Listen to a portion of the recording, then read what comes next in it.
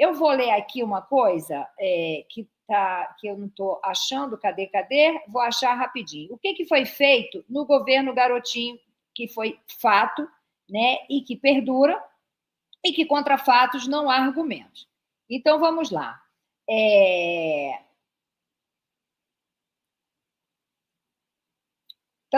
Eu estava olhando aqui da violência, que quando o Cabral entrou, deu uma diminuída nas UPPs, e depois voltou com força total. Quando você pegou o Estado, já estava bem sucateado, você diminuiu um pouquinho, depois com a Rosinha caiu mais um pouquinho, e caiu significativamente. Eu posso te explicar? O Cabral entrou. Sim, você vai explicando enquanto eu acho aqui os seus feitos. Então, eu vou explicar. Por que não caiu mais? Uhum. Eu criei um sistema chamado Delegacia Legal. Sim. Eu informatizei todas as delegacias e acabei com as carcerais e fiz uma delegacia que centralizava todos os dados criminais. Sabe como é que os crimes eram enviados anteriormente? Sim. Em pedaços de papel para o chefe da polícia anotar. Lembro disso. Então, como eu informatizei tudo, acabou isso. Então, a impressão que dava, quando os números vinham, é que tinha aumentado. Mas não é que tinha aumentado. Tinha delegado que mandava em papel de pão. O Hélio Luiz. Ele já contou isso uma vez.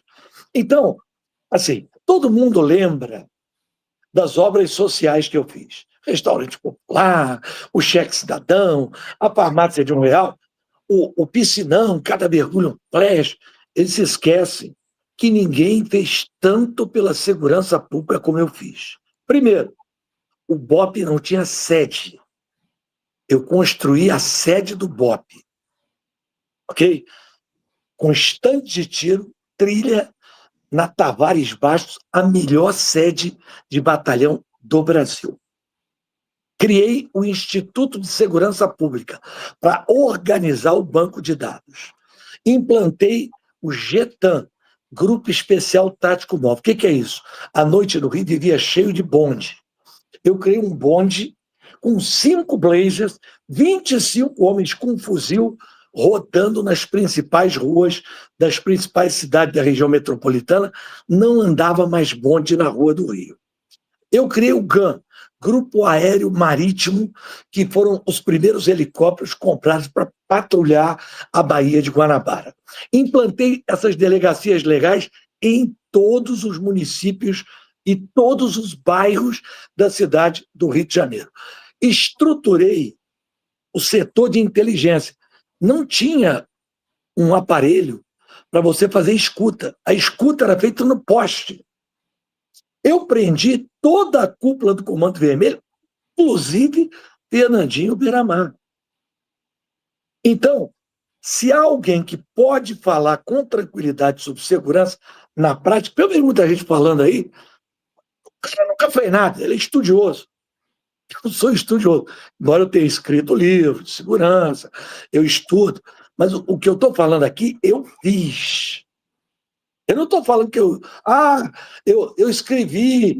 O Luiz Eduardo Soares, sensacional, eu escrevi até um livro junto com ele. O Luiz Eduardo não foi fazer na prática, desculpe, só fez cagada. Entendeu? Eu estou falando coisa concreta. O meu maior legado é que tudo que tem, que ainda funciona na segurança pública, fui eu que fiz. Se a linha vermelha hoje, as pessoas não conseguem andar, você imagina se eu tivesse aquele batalhão que eu construí na linha vermelha, o 22, que dá fundos para a maré e frente para a linha vermelha. Como é que ia ser a linha vermelha hoje? Você imagina se eu não tivesse estruturado o sistema de casas de custódia.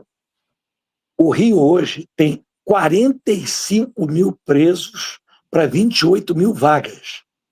O Cabral e o Cláudio Castro estão construindo presídio, 0.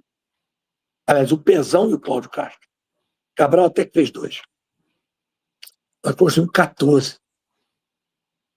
Então, o que existe hoje, em termos de Secretaria de Administração Penitenciária, fui eu que criei, era DESIP.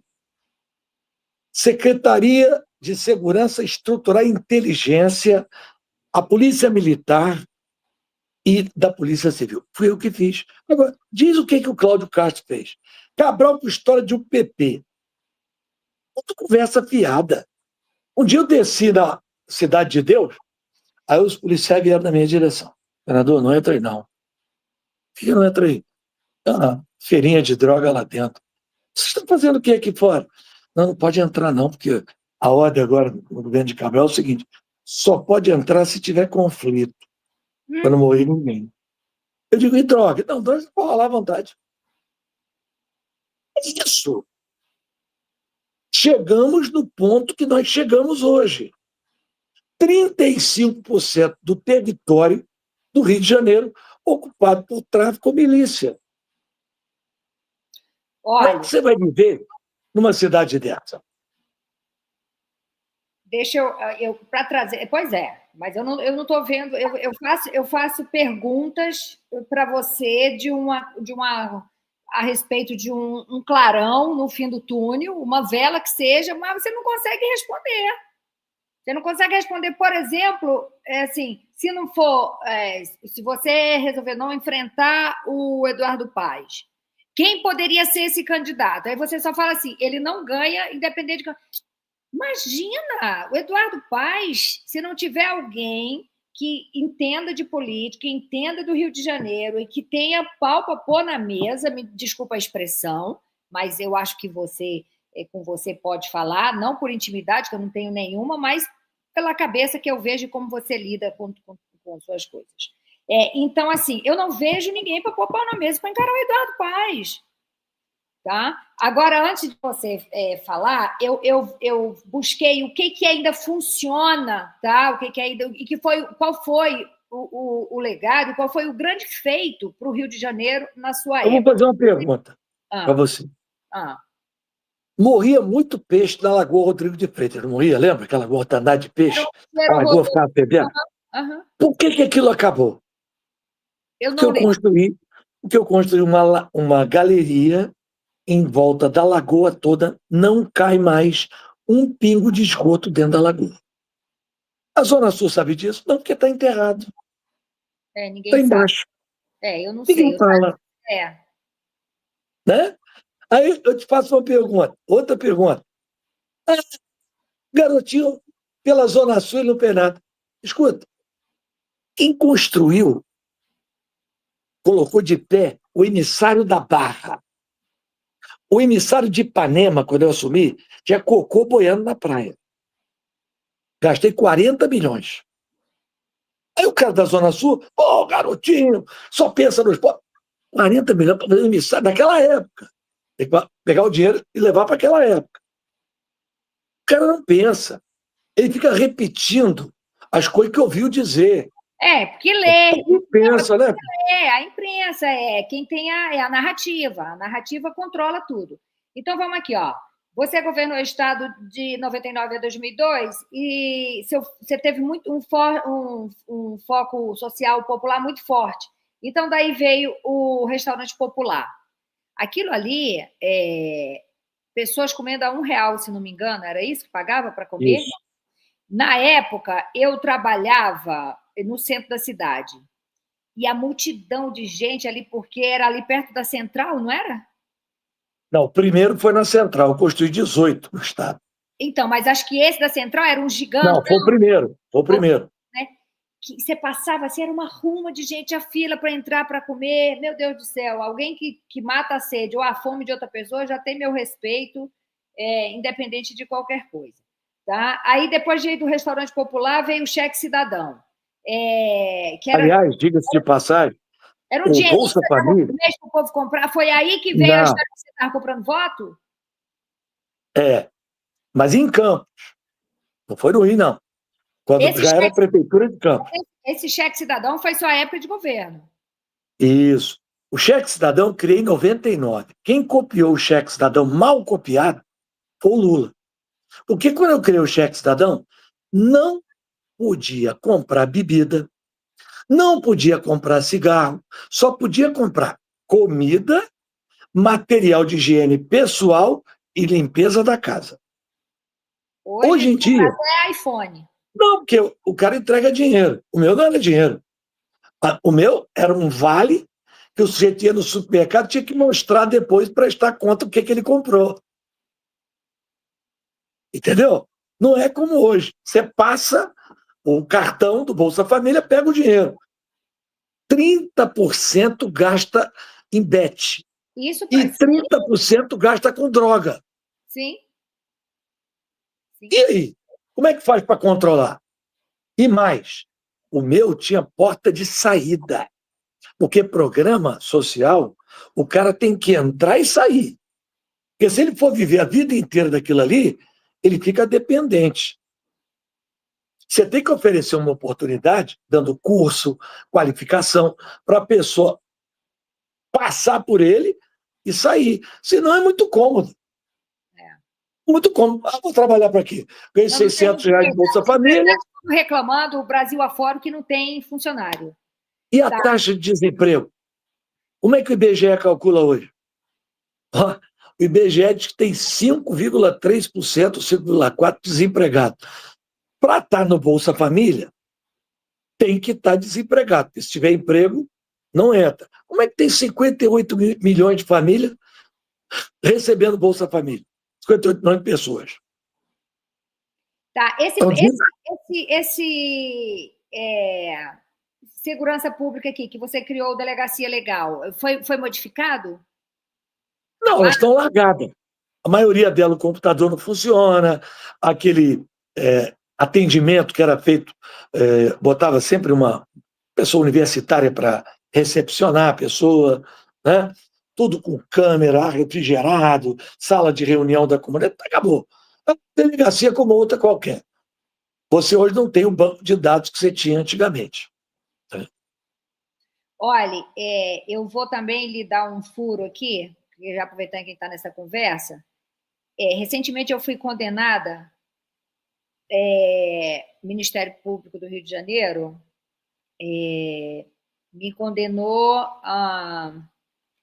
porque numa dessas de divergir com um influencer que, ao meu ver e ao ver de muitas mães, tinha uma comunicação torta para as crianças e adolescentes.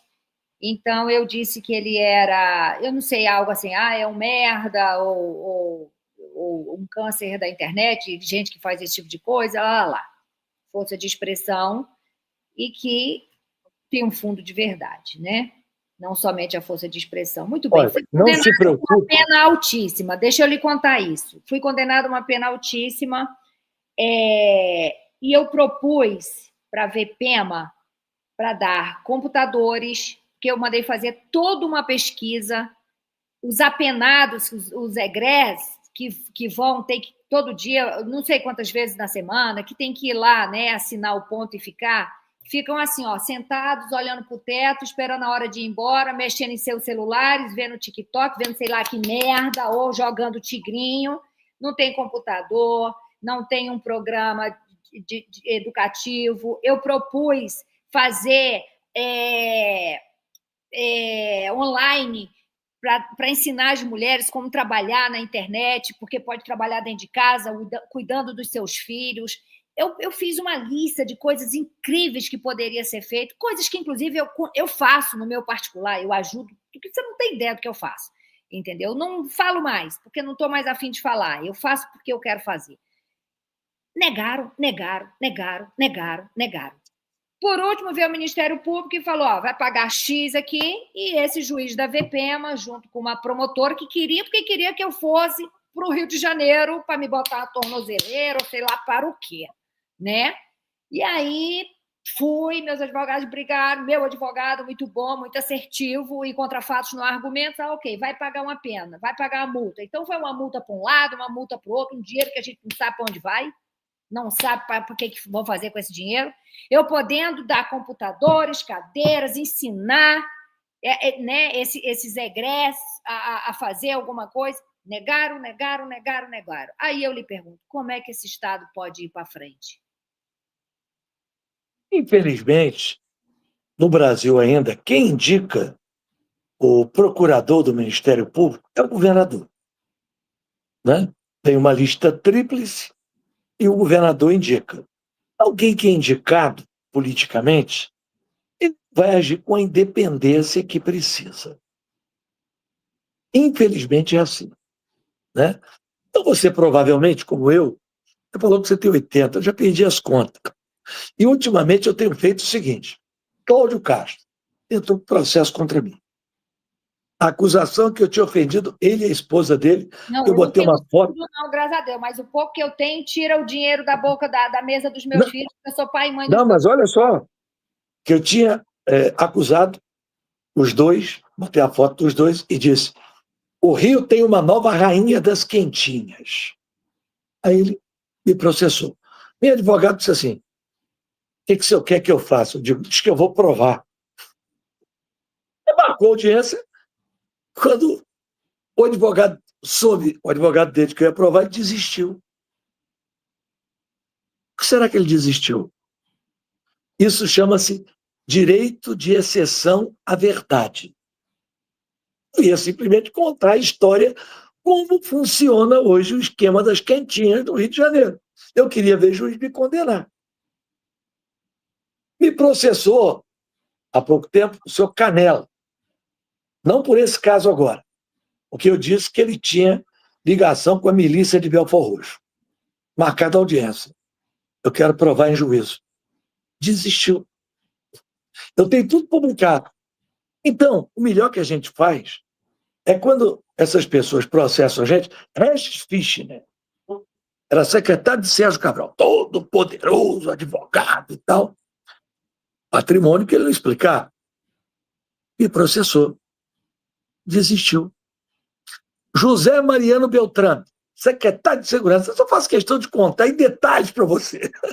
A audiência. O juiz, não, propondo aqui um acordo, se eu se retratar, não, senhor, eu quero provar.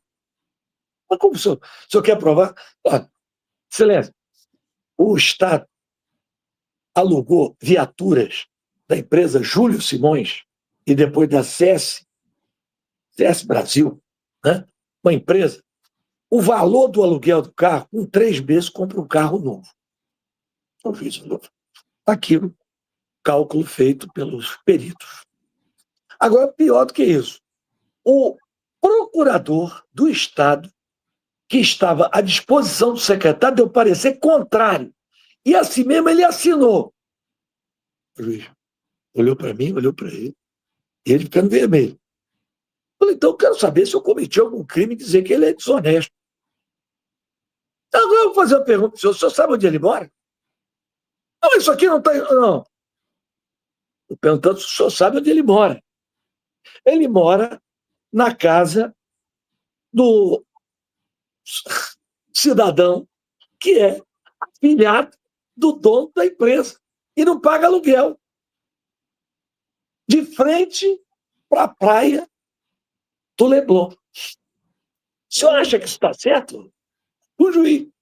Tá bom, audiência. Então, quando a gente falar, né, a gente deve falar com base. Olha, eu tenho 200 processos, 300. Ganhei praticamente todos. Garotinho, eu vou lhe contar. Eu só perdi para o presidente do Tribunal de Justiça, porque não tinha como ganhar. Porque aquilo não era julgamento. Aquilo não era julgamento. Poxa, você não ganhou esse. Olha, deixa eu... E se eu ganho essa também... Aí ninguém processa mais. Deixa eu lhe contar uma coisa. É a última pergunta, prometo. Se isso que você falou do Cláudio Castro for impeachmentado, digamos, ainda tem esse ano. Aí quem entraria? Porque ele já era o suplente do vice, ou sei lá, o vice do... Não, ele foi eleito depois disso. É mas verdade, o vice dele... viajei, Witzel, mas o vice dele saiu. Então, se ele sair, não tem vice. E aí? Né? Aí seria o presidente da Assembleia, que foi preso. O Marcelo foi pode assumir. O presidente do Tribunal de Justiça, não tem um juiz. Quem é hoje? O desembargador Ricardo Couto. Ricardo Couto. E tá, e aí, isso é bom ou ruim? Para quem? Não vou deixar, vou dizer. Pronto, quando você pergunta, eu não vou é bom, Não, é bom ou ruim, você sempre tem que perguntar para quem. Talvez, para este momento do Rio de Janeiro, seja ótimo ter alguém que não seja político quando a classe política está prostituída. Então, acho que para o povo seria bom. Para os políticos não vai ser bom. Porque tudo que é bom para um não é para outro. Não existe nada que seja bom para todo mundo. Porque o remédio que serve para tudo nunca serve para nada. É verdade, é um paliativo de meia horinha ali. Tá. O que o governador eleito do Rio de Janeiro tem que fazer na primeira canetada, ano que vem? Olha, não existe primeira cadetada. A prioridade do governador do Rio de Janeiro tem que ser segurança pública. A segurança pública tem hoje 4 desafios: o tráfico, o roubo de carga, o roubo de carro e o roubo a transeunte. Então, o governador que assumir, ele tem que dar prioridade à segurança pública, de médio prazo, de curto prazo e a longo prazo. Então, ele tem que ter uma política que tenha voltada para ações imediatas, ações intermediárias e a longo prazo. A longo prazo, o Brasil, se quiser, adota um modelo que vai ser o modelo do mundo. Depois de 10 anos pesquisando, os cientistas descobriram que o mesmo que a droga produz no seu organismo, a serotonina, a adrenalina, a dopamina, o esporte produz também, de rendimento. Então, o segredo é pegar a criançada a partir de 6 anos e botar todo mundo para fazer esporte de rendimento. Daqui a 10 anos, o consumo cai drasticamente. Isso é ciência. Isso não é chute, mas vai levar 10 anos. Até chegar a 10 anos, tem que combater o tráfico de drogas. Eu me preocupo muito com a próxima geração, quem vai governar esse país, uma geração de TikTok, com pais fracos. Você vê lá esse caso desse Pedro Turra, um menino meliante com aquela idade, um pequeno monstro, sabe? E tantas Mas outras olha coisas. só, O Caso ele Orelha. Morreu, cresceu. o Caso Orelha morreu. Ninguém fala mais nada, fazendo Olha só, monstruosidade, pegando prego na cabeça. o garoto cresceu vendo o ídolo dentro da comunidade, um bandido segurando um fuzil. Você acha que ele vai ser o quê? É, Nós temos que travar uma guerra cultural contra isso também. é. Mas a Isso é esquerda uma questão cultural. é. Quem tem um estuprador como ídolo, ele vai ser o quê? O cara que tem um traficante como o líder da comunidade acaba virando. 99% da comunidade ali é honesta. 1% não presta. Só que esse 1%, pelo medo, pela força, domina. E aí, ao dominar, ele começa a virar referência. E aí a garotada que vai chegando, quem é a referência dele? Ah, é fulano, sabe por quê? A garota mais bonita quer ficar com ele. O carro mais bonito é do traficante. A casa mais bonita é do bandido. Não dá para ser assim. Se for assim, nós não vamos chegar nunca a ser um país civilizado. Não. E o povo sofre de bandidolatria ainda, tem essa, né?